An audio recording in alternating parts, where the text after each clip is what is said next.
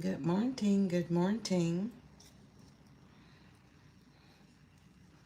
Hopefully you can hear me, but actually I was going to try to put on this mic. This is my very first live on YouTube. Yes.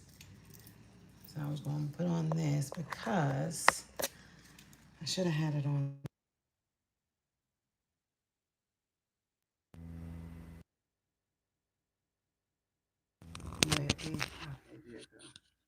So hopefully you can hear me. Bear with me. I don't do a lot of lives, but um, this is my first uh, YouTube live. So as you may know or don't know, my name is Monica, aka Brownin, aka Willa Girl Travels. And me out here in these streets. Right now, I'm in the Pittsburgh, Pennsylvania area, and I'm gonna just. I like just talking while I'm baking, so I'm like, why not talk with whoever jumps on the live with me? How about that? How about that? So I'm baking bread, banana bread, which it's very popular. Um, I'm not a sweets eater, but everybody seems to love it. Anytime I bake or cook, I put all my love into whatever I do because I love cooking, I love baking. I love to travel. That's the main thing. That's like my oxygen, traveling. But I'm going to start just like taking cooking classes all over the world when I travel. So yeah, um, but that's the one part that I do love about baking and cooking. One second, because I forgot I touched this. Let me wash my hands.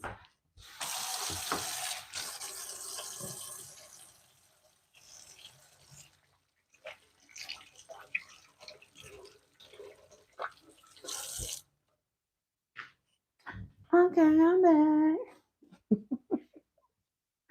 I'm back. I'm lickety black.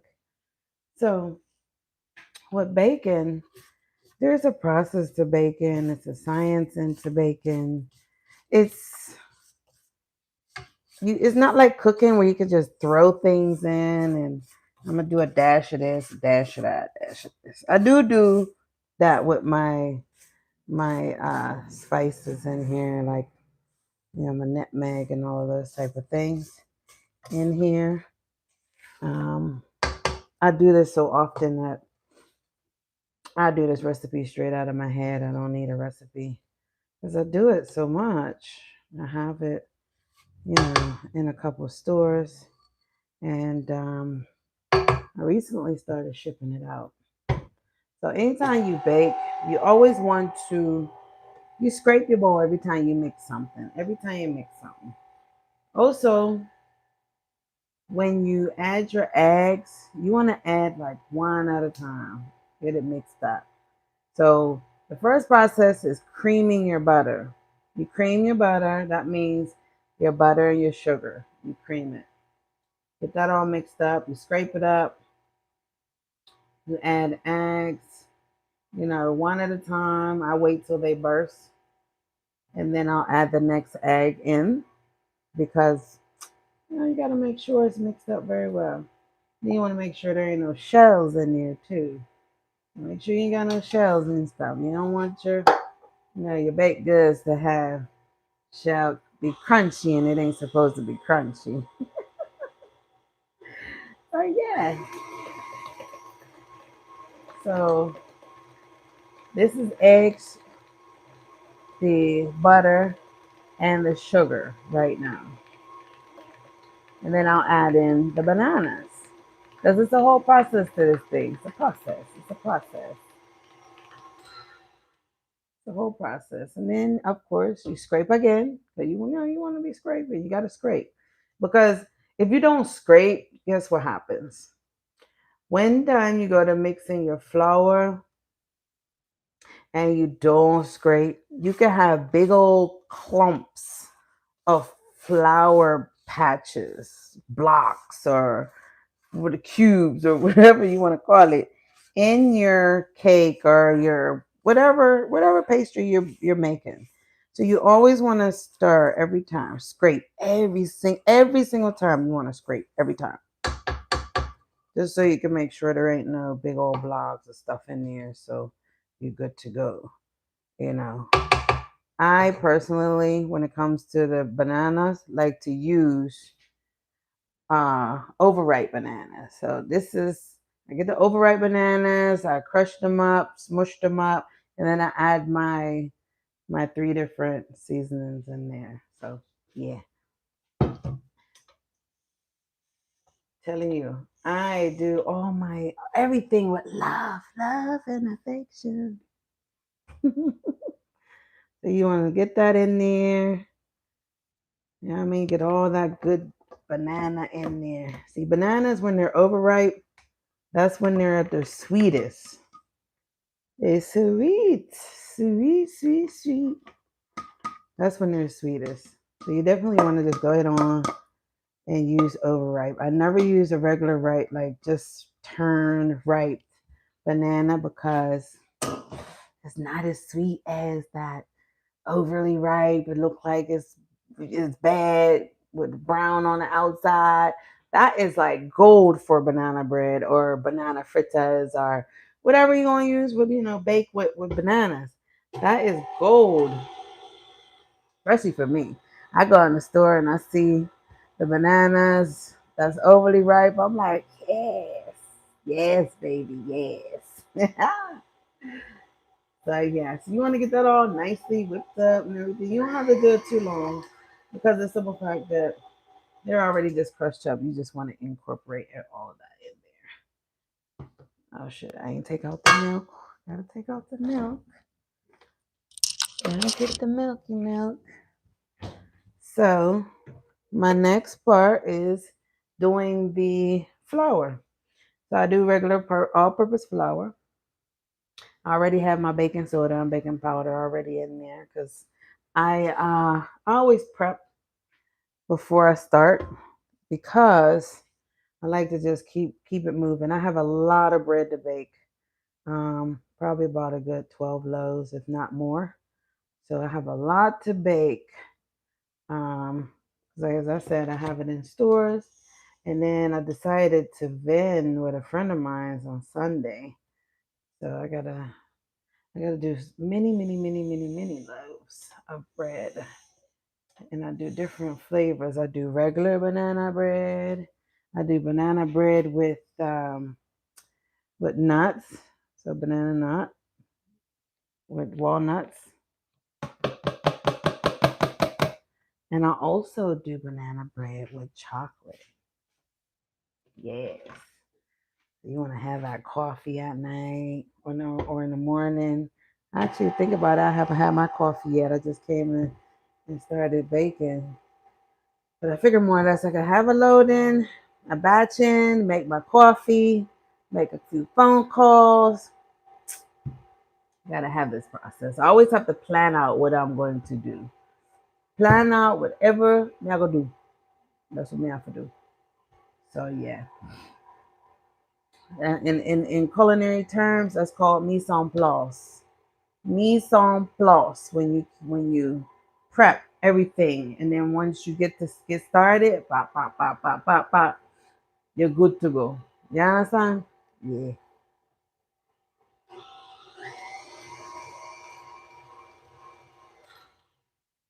That's the flour, but anytime you have the flour in there, it's always going to be, kicked to the side. It don't always incorporate because flour flies a lot. So you want to just get all that. You want to scrape down your paddle, scrape it on down, get all that off of there. So it can go back in the bowl and get mixed up. You don't want no patches of nothing, nada, zilch. So you definitely want to do that. Yes. Yes, yes, yes. Yeah, I just love. I could whip out many batches at one time. Well, not in one time, but in a day. That's why when I build my last my last apartment, I'm going to make sure I have me a double oven because I'm gonna need a double oven. Yeah, your girl need a double oven. If you somebody that want to be nice and want to send me a double oven, that'd be so nice. And a bigger mixer. I could take a bigger mixer as well. Mixers, double ovens. You'll make your girl so happy. Happy, happy, happy. Yeah. Happy. Gotta get down in there because it starts getting thick. Yeah. But yes, man, this love this thing. Yeah. Love it, love it, love it. Sorry, sometimes I do switch up because a lot of times I be in this kitchen, I be just cooking all by myself and I talk to myself. Yes, I do. So somebody say, you talk to yourself already, just going live. I'm like, maybe I should. Did a couple on, social media on other platforms on Facebook. I think it's on Facebook that I actually did a live baking. And so now I'm adding the finishing touch, which is my milk. And I'm spilling my milk. Stop. So the milk is the last component that I add to my banana bread. Unless I'm adding like peanuts, walnuts, or chocolate. My daughter actually sent me this video the other day of a swirl, a banana bread swirl. I'm gonna try it. I'm gonna try it. Maybe I'll do a live and try it out. Have her here so she could do the taste test. Because as I said, I don't eat these things. I really don't. I taste a little of the batter, and then that is it. I That's the most of it. I'm not a sweet eater. I like chips and I like ice cream, and I make ice cream too. I'm working on perfecting my ice cream for rum raisin and grape nut. Yeah, love me some grape nut and rum raisin ice cream, and I'm gonna do a mixture of the two of them. Cause one time I had the two of them, man, man, it was, oh my goodness, it was just amazing. So yeah, I'm definitely I've been experimenting with making ice cream. My first one was cookies and cream.